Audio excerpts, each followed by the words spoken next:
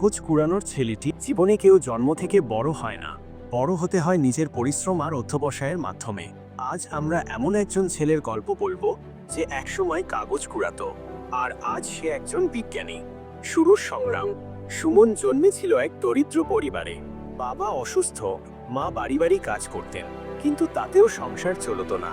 ছোট বয়স থেকেই সুমন বুঝে গিয়েছিল তাকে কিছু করতে হবে। প্রতিদিন ভোরবেলা সে পুরনো কাগজ, প্লাস্টিকের বোতল আর আবর্জনা থেকে পুনর্ব্যবহারযোগ্য জিনিস কুড়িয়ে বিক্রি করত। তার ইচ্ছে ছিল স্কুলে পড়তে, কিন্তু টাকার অভাবে ভর্তি হতে পারেনি।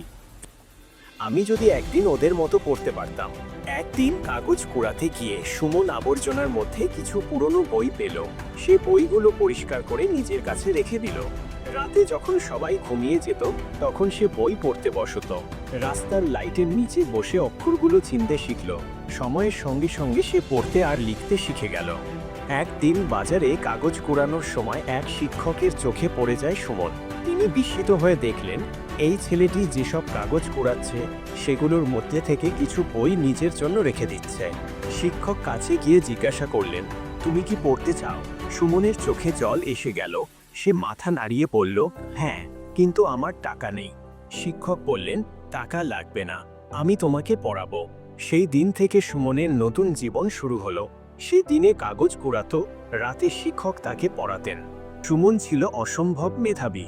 কঠোর পরিশ্রমের ফলে সে পরীক্ষায় ভালো নম্বর পেল এবং বৃত্তি অর্জন করল। বছর কয়েক পর সুমন একজন বড় বিজ্ঞানী হয়ে গেল।